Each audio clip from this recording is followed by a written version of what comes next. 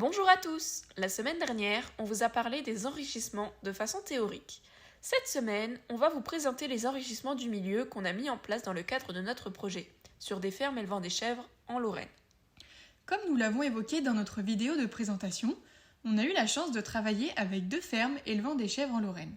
La première est une exploitation laitière intensive qui élève ses chèvres en bâtiment.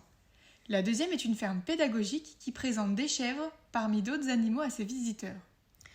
Pour le troupeau de chèvres élevé en bâtiment, sans accès à l'extérieur, on a initialement mis en place un carillon que nous avons accroché en hauteur, 2 brosses et un tapis à poil dru que nous avons attaché au mur, un marchepied, des bambous dans lesquels nous avons introduit des mouchoirs imbibés d'huile essentielle odorante et un miroir que nous avons placé à hauteur du regard des chèvres.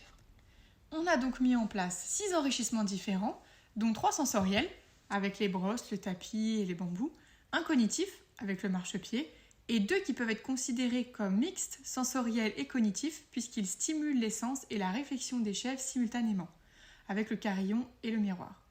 Dès leur mise en place, nous avons rapidement constaté l'intérêt des chèvres pour les enrichissements. En effet, les brosses et le tapis n'ont pas résisté 24 heures aux utilisations qu'en ont fait les chèvres. Les brosses ont donc été remplacées par des plus solides pour la suite des observations. Pour le plus petit troupeau de chèvres de la ferme pédagogique, ayant accès à l'extérieur la journée à cette période de l'année, on a mis en place dans leur bâtiment, de taille plus restreinte, un carillon accroché en hauteur, 2 marchepieds, des bambous contenant des odeurs fortes comme du café et un filet à foin suspendu.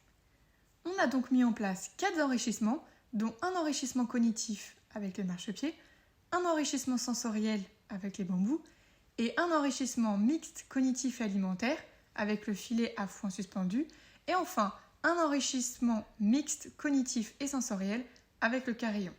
Ces enrichissements se sont avérés résistants face à l'intérêt des chèvres, ils sont donc durables dans le temps. Merci d'être resté jusqu'au bout. On vous donne rendez-vous la semaine prochaine. On vous parlera des analyses que nous avons faites suite à la mise en place des enrichissements et des résultats que nous avons obtenus. Bonne semaine!